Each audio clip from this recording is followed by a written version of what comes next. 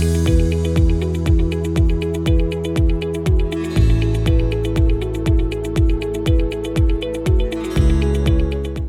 అండి, నేను మీ doctor MS Reddy from Kiran multi speciality hospitals, Karman Ghat, LB Nagar. Next మనం ఇప్పుడు బెనిఫిట్స్ లాప్రోస్కోపీకి ఓపెన్ సర్జరీకి డిఫరెన్సెస్ చూసుకుంటే కనుక మనకు డిఫరెన్స్ వచ్చేసి లాప్రోస్కోపిక్లో కట్ అనేది చిన్నగా ఉంటుంది. ఇది మన అబ్డామిన్ అనుకుంటే ఇక్కడ చిన్న, ఇది అంబులికస్ అంటారు, అంటే ఇది బొడ్డు భాగం. ఇక్కడ నుంచి యూజువల్గా కెమెరా పాస్ చేసేటప్పుడు చిన్నది ఒక 10 mm అంటే 1 cm ఇన్సిషన్ కట్ చేసి ఇక్కడ నుంచి కెమెరా అనేది పాస్ చేస్తాం. మిగతావి మనం వర్కింగ్ పోర్ట్స్కి చిన్నగా ఇన్సిషన్ ఇచ్చి ఇది ఒక హాఫ్ అంటే 0.5 cm.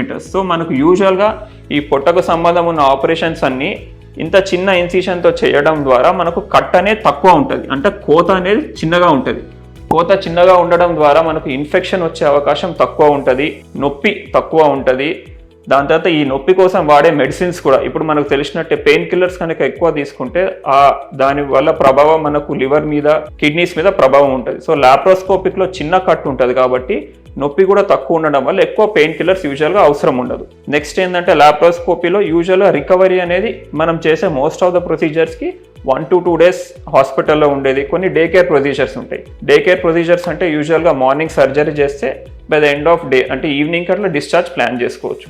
కొంచెం మేజర్ సర్జరీస్ కనుక ఉంటే యూజువల్గా 1 to 2 days స్టే అనేది ఉంటుంది. సో ఈ లాప్రోస్కోపీలో మనం కట్ అనేది తక్కువ ఉంటుంది కాబట్టి నొప్పి తక్కువ ఉండడం వల్ల ఎవరైతే పేషెంట్స్ ఉంటారో వాళ్ళ డైలీ రొటీన్కి within a span of usually 5 to 7 days వాళ్ళ డైలీ రొటీన్కి వెళ్ళిపోయే అవకాశం ఉంటుంది. అదే ఓపెన్ సర్జరీలో అయితే మనకు కోత ఎక్కువ ఉంటుంది కాబట్టి నొప్పి ఎక్కువ ఉంటుంది, ఇన్ఫెక్షన్ వచ్చే అవకాశం ఉంటుంది. స్పెసిఫిక్గా డయాబెటీస్ వాళ్ళకు, ఓల్డ్ ఏజ్ వాళ్ళకు, ఎవరికైతే ఇమ్యూనిటీ తక్కువ ఉంటుందో వాళ్ళకి ఇన్ఫెక్షన్ వచ్చే అవకాశం ఎక్కువ ఉంటుంది. సో ప్రిఫరబుల్లీ వాళ్ళలో మనము లాప్రోస్కోపిక్ సర్జరీ అని అడ్వైస్ చేస్తాం. ఇప్పుడు కొంతమందికి డౌట్ రావచ్చు, మళ్ళీ అన్ని సర్జరీస్ లాప్రోస్కోపిక్ ద్వారా అవుతాయా అనేసి. కొన్ని సర్జరీస్ ఉంటాయండి, లైక్ ఎగ్జాంపుల్ చెప్పాలంటే ఇప్పుడు మనకు పైల్ సర్జరీ ఉంటుంది.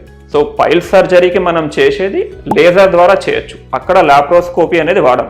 చాలామంది పేషెంట్స్ మనకు గ్రేడ్ 2, గ్రేడ్ 3 హెమరాయిడ్స్తో వచ్చేసి మాకు లాప్రోస్కోపిక్తో పైల్స్ అనేవి సర్జరీ చేస్తారని అడుగుతూ ఉంటారు. సో యూజువల్గా అక్కడ లాప్రోస్కోపీ కాదండి, laser surgery or stapler haemorrhoidectomy అనేది చేస్తూ ఉంటాం. సో మెయిన్ ఈ లాప్రోస్కోపీ చేసేది మన పొట్టకు సంబంధం ఉన్న ఆర్గన్స్లో ఏమైనా ఇబ్బంది ఉంటే, ఏమైనా ఇన్ఫెక్షన్ కనుక ఉంటే ఆ సర్జరీస్ చేసేదాన్ని లాప్రోస్కోపిక్ సర్జరీ అంటారు. సో యూజువల్గా మనకు ఉండేవి గాల్ బ్లాడరు, అపెండిక్స్ ఒకటి ఉంటుంది, హర్నియాస్ మోర్ కామన్గా చేసే హర్నియా ప్రొసీజర్స్ కూడా లాప్రోస్కోపీ ద్వారా చేయొచ్చు. ఇంకా ఫీమేల్లో, లేడీస్లో గర్భసంచికి సంబంధం ఉన్న వ్యాధులు లైక్ గర్భసంచిలో ఏమైనా ఇన్ఫెక్షన్ ఉన్నా, గర్భసంచి ట్యూబ్స్ బ్లాకేజ్ ఉన్నా, అండాశయం ఎట్లా ఉంది అని చూడడానికి, గర్భసంచి ముఖద్వారం దగ్గర ఎట్లా ఏమైనా ఇన్ఫెక్షన్ ఉంటే చూడడానికి, ఇవన్నీ మనం లాప్రోస్కోపీ ద్వారా చేయడానికి వీలవుతుంది. నెక్స్ట్ మనం వస్తే కాస్టింగ్ ద్వారా. మెయిన్ ఈ లాప్రోస్కోపీకి నేను చెప్పినట్టు ఇవన్నీ ఇన్స్ట్రుమెంట్స్ ఉంటాయి కాబట్టి on an average laparoscopy open surgery కన్నా ఒక 10 to 15% అనేది కాస్ట్ ఉంటుందండి. అదే మీరు ఇంతకుముందు కనుక చూసుకుంటే ఆల్మోస్ట్ లాప్రోస్కోపీ ఓపెన్ సర్జరీకి డబల్ కాస్ట్ ఉండేది.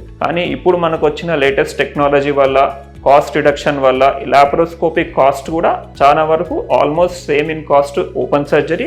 లేదు అనుకుంటే కొంచెం పెద్ద ప్రొసీజర్స్ అయితే ఒక 15 to 20% ఎక్కువ కాస్ట్ ఉండే అవకాశం ఉంటుంది.